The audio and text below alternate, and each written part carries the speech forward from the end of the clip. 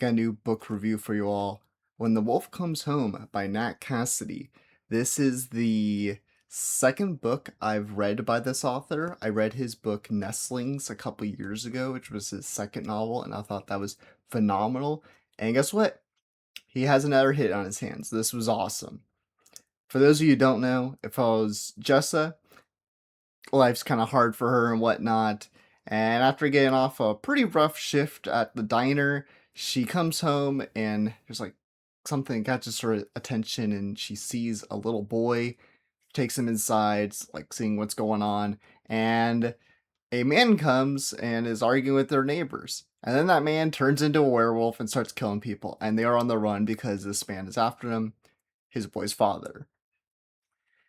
This is such a unique take on a werewolf novel. There's another element to it, and I won't say, even though it comes relatively early, like within the first act, but we'll get into that area. But let's just say there's a spin on the werewolf idea that is so fresh and unique, and I thought it was just so creative, but that's not even the right word I'm even looking for. Inspired. Yeah, it's inspired that Nat Cassidy took this in this direction. It was kind of reminded me of Nestlings, not because the books were similar, because this is super fast paced.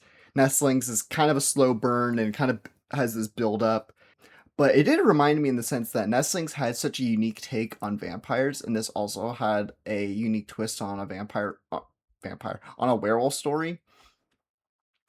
So I'm like, man, can Nat Cassidy just keep taking like these classic tropes that we've seen and just subgenres we've seen and just do these really cool spins on them? Because man, this dude's crushing it in that regard.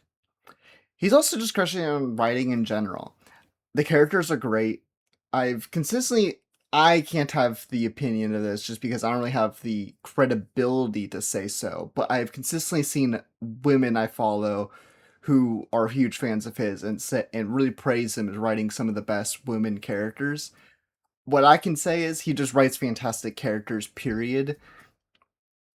I think Jess is such a great flawed protagonist that is so understandable and sympathetic, but also like she has a lot of baggage, so to speak. And it's like, yeah, I fucking get it, Jessa. And he writes the kids so well. Like, I'm usually not a fan of like little kids in stories, whether it's movies or shows or books, especially in this prominent of a role. And I think he wrote the kid really, really well. He's like supposed to be like 5 years old, 6 years old, or something like that. And in a way that I just didn't feel like annoying or anything like that. And giving him emotional depth without it being too in depth because he's just like 5 years old. So it's like there's like a pretty low ceiling to what you can do to make it believable, and I think he really nails writing a mature child while still it being like realistic and believable. He fully utilizes this premise in a way that's so endlessly creative, and it feels like he really milked every bit of juice out of it. So she's for a book that's under 300 pages. So it just, I kind of left it, especially with this unique twist that I don't feel like I can talk about, but being like, oh wow, he really utilized this to its full extent. Because I've definitely seen books with like a very specific premise or gimmick or something like that, and it feels like there's some stuff left on the table, and it's like he really squeezed everything out of this and really well paced with a surprising finale in there that was really satisfying.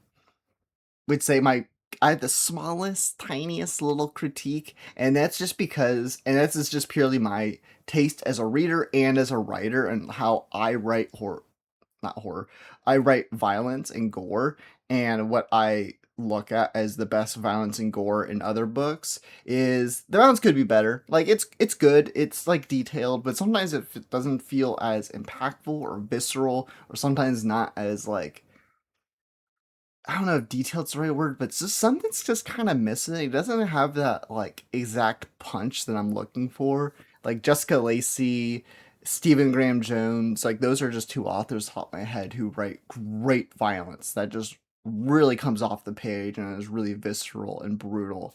And in this, it's good. It just like I just felt, especially in some scenes, I'm like, we could punch this up and make it have a little more bite to it. Have you read When the Wolf Comes Home?